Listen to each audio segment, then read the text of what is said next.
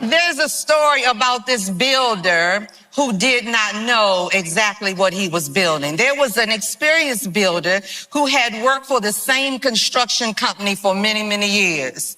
He was known for his craftsmanship, his reliability, and his attention to meticulous detail. You know, somebody that really took pride in their work.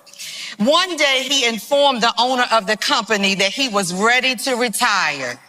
He had spent decades building beautiful, illustrious homes and just wanted to retire to enjoy the next season of his life. Somebody tell Deacon Joe, don't even get any ideas. We're not talking about you.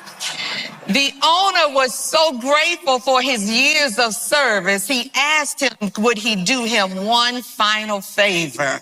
He said, before you retire, would you build at least one more house for me? He said, I'm sort of short-staffed, and I really would love to have your capable hands on this last and final work. Well, the builder agreed to do it, but his heart was no longer in his building. So instead of using the quality of materials he would normally select, he chose to use cheaper ones.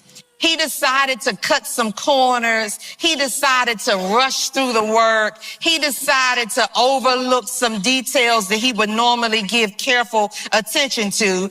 And he had this conversation within himself that nobody else knew he was having. He said, well, I'm almost done and about to retire anyway. Nobody will notice. A few months later, the final house that he built was completed.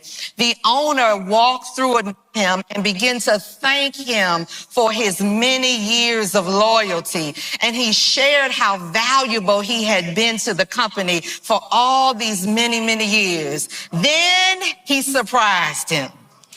Reaching into his pocket, he pulled out a set of keys and he handed it to the man.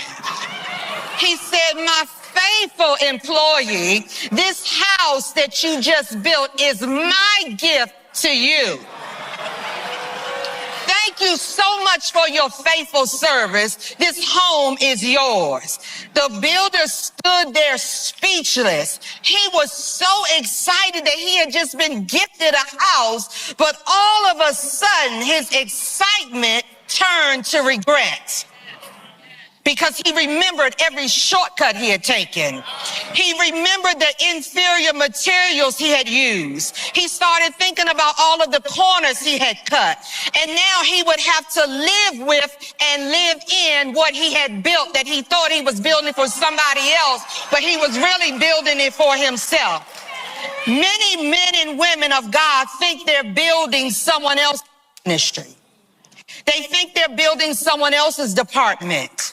They think they're building someone else's vision. They think they're building inside of someone else's church. But in reality, just like this man, every act of service is developing, is building and positioning something in you and something for them. Every prayer of agreement you've ever prayed with somebody, every chair that you've ever set up, every phone call that you will ever return, every hospital visit that you will ever make, every celebration of life service that you will attend and support a grieving family, every altar call you will come up and shake a hand with somebody that's made a decision for the Lord Jesus Christ. You are not just building something for someone else, it is also building you. You are building your stewardship. You are building your good name and your reputation for being reliable. You are building the leader that you are becoming. You are becoming a model and a pattern for others to follow. So let me just advise you, as we should have been able to advise this builder, don't build carelessly because you think it belongs to someone else.